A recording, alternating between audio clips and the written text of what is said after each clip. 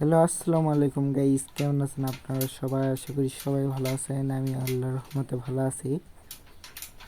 আপনারা আমাকে প্রশ্ন করেছেন যে কবুতরকে ঠান্ডার সময় গোসল করানো যাবে কি যাবে না।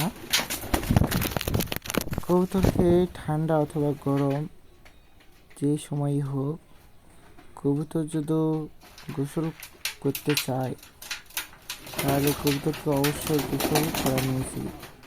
কবুতরে গোসল করানোর লক্ষণ হলো কবুতর গা ফুলিয়ে মাটিতে শুয়ে থাকবে এবং মাথা ঝাড়া দিতে থাকবে। তাহলে আপনারা বুঝবেন যে আপনাদের কবুতর গোসল করতে চায়। তাহলে অবশ্যই আপনারা আপনাদের কবুতরকে গোসল করাবেন। কবুতরকে যদি গোসল না করান তাহলে কবুতরগুলো নোংরা শরীরে লেগে থাকবে এবং দুর্গন্ধ ছড়াবে।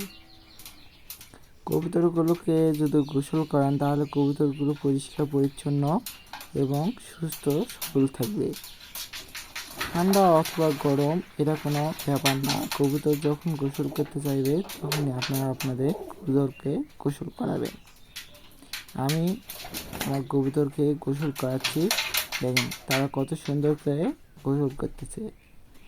আমি ঠান্ডা গরম সব সময় আমার কবুতরগুলোকে গোসল করাই।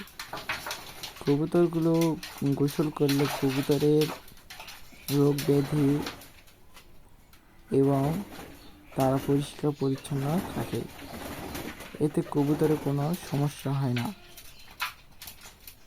আমার কবুতরগুলোকে আমি সবসময় গোসল করাই। দেখেন আমার কবুতরগুলো কত সুন্দর করে গোসল করতেছে, মাশাআল্লাহ অনেক সুন্দর। দেখেন আমার কবুতরগুলো কত সুন্দর করে গোসল করতেছে। আপনারা একটি পাত্রে পানি দিয়ে এবং তাতে পটাশ অথবা যে কোনো জীবাণুনাশক দিয়ে আপনারা আপনাদের কবুতরকে গোসল করাতে পারেন। আজকে এই পর্যন্ত। আসসালামু আলাইকুম।